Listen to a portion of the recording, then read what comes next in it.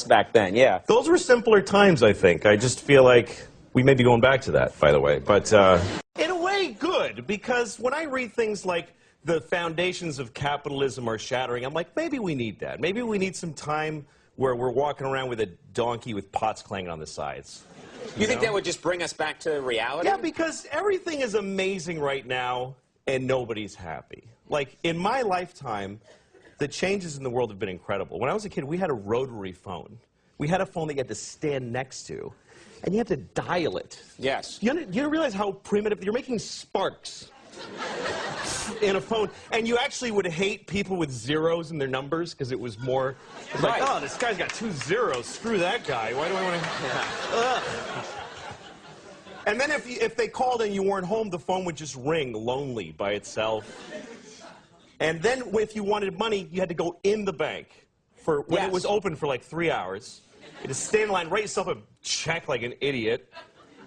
And then when you ran out of money, you just go, well, I can't do any more things now. Right. I can't do any more things. That's it, yeah. That was it. And even if you had a credit card, the guy would go, ugh, and he'd bring out this whole shunk, and he'd write, cut. You'd have to call the president to see if you have any money. And it's all true, kids. You had to call the president, yeah. It was ridiculous. Yes. Do you feel that we now, in the 21st century, we take technology for granted? Well, yeah, because now we live in an amazing, amazing world, and it's wasted on the crappiest generation of just spoiled idiots that don't care, because this is what people are like now. They got their phone, and they're like, it won't. Give it a second. It's going to space. Can you give it a second to get back from space? Is the speed of light too slow for you? Yeah. I was on an airplane, and there was internet, high-speed internet on the airplane. That's the newest thing that I know exists. And I'm sitting on the plane, and they go, open up your laptop. You can go on the internet. And it's fast, and I'm watching YouTube clips. I'm in an airplane. And then it breaks down. And they apologize. The internet's not working. The guy next to me goes, this is bull.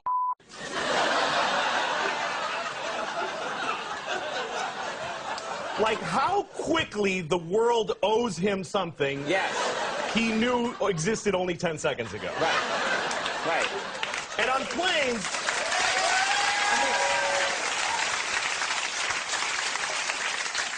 flying is the worst one, because people come back from flights and they tell you their story. And it's like a horror story. They act like their flight was like a cattle car in the 40s in Germany. That's how bad they make it sound. Right. They're like, it was the worst day of my life. First of all, we didn't board for 20 minutes. Right.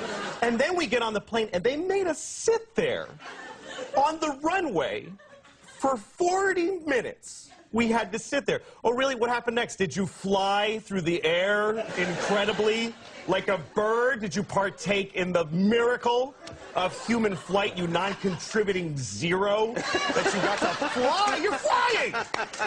It's amazing. Everybody on every plane should just constantly be going, oh my God! Wow! Yes! You're flying. You're sitting in a chair in the sky. Yes. Yeah. That's right. Now, Louis. But it doesn't go back a lot.